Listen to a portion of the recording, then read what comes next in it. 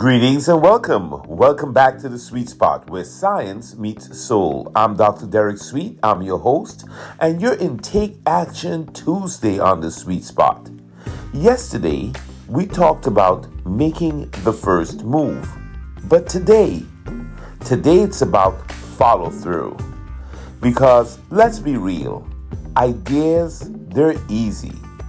Action, well, as a board-certified psychiatrist and someone who works with a lot of athletes and performers, I can tell you, action is where the rubber meets the road.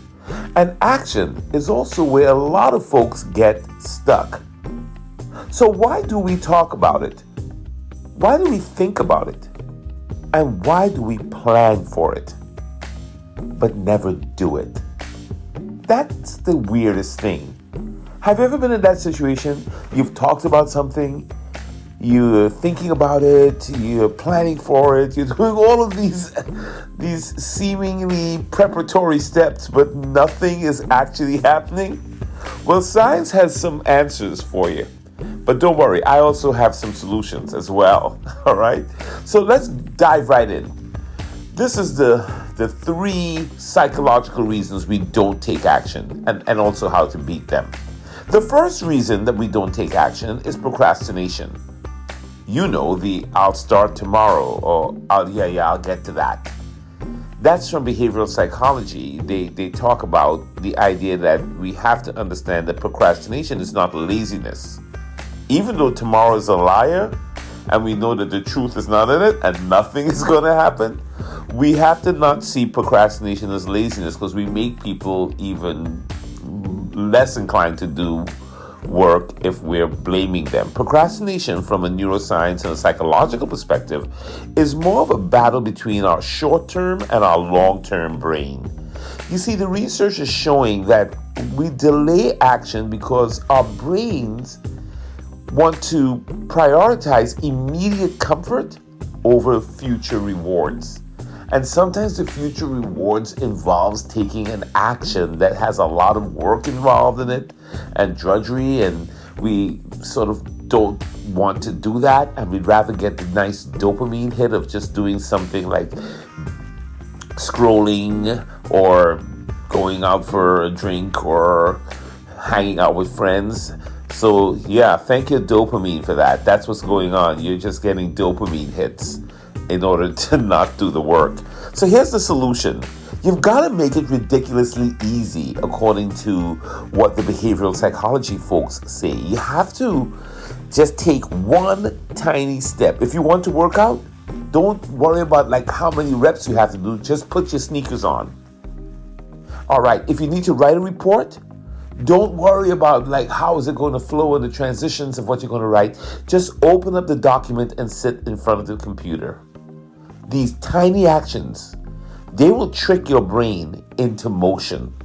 And that's the way you can begin to take one step in the direction, one action in the direction of getting it done.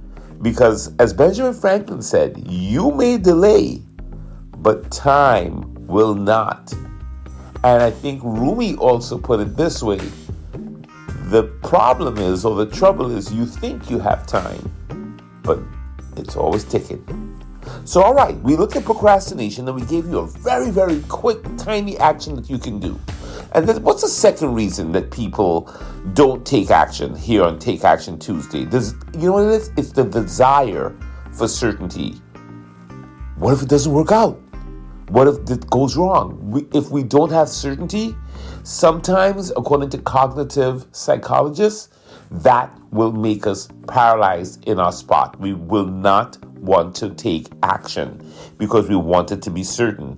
The brain loves certainty. It's why we overthink. It's why we overplan. It's why we overworry, because we want it to be certain. But here's the truth. Nothing great, and I mean nothing great, really happens with certainty being guaranteed before you even try it. Science tells us that our brains are wired to fear the unknown, with good reason. But even if I tell you that the unknown is full of potential, it's full of all of these amazing solutions and surprises for you. If it's unknown, it can be a little bit daunting. So we have to think this way for as a solution. You say to yourself, everything I want is on the other side of fear. And you know what I have to do? I have to take messy action rather than try to have this pristine future that I can never get to. I've got to take a messy step. I've got to take one step because my clarity will come from the action, not the overthinking. And my wife, Darcel, had the best line ever to get me through medical school.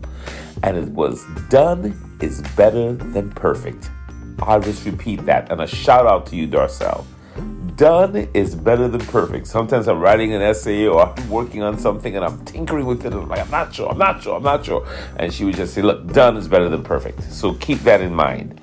Because a year from now, you will wish you had started what you put off today. Okay? So, all right, what have we done so far? We have talked about why people are not taking action.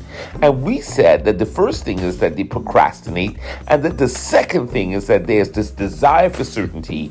And we looked at reasons and ways, I should say, and solutions to get past that. And then the third thing is the comfort zone, something I know very well. I don't feel like doing it right now. I'm good right here. That's the idea of the comfort zone. So look, neuroscientists and evolutionary biologists say that our brain is just designed for survival, not success. Now, I don't want that to go by you. I just said that your brain is designed for survival, not success. It wants you to stay comfortable. It wants us to conserve our energy. It wants us to avoid risk. But here's the kicker. Growth never happens inside the comfort zone. We always have to step outside of our comfort zone to get to that next level that we're looking for, to take the great action. So what's the solution? You've got to disrupt the pattern. The moment you feel resistant, the moment you feel yourself clinging to your comfort zone, I want you to count 5, 4, 3, 2, 1, and then move. Okay? Just do a countdown from 5 to 1 and then just take an action. All right, I got to give a shout out to Mel Robbins on that one. That was just a great intervention. So your brain follows momentum, my friend, not motivation.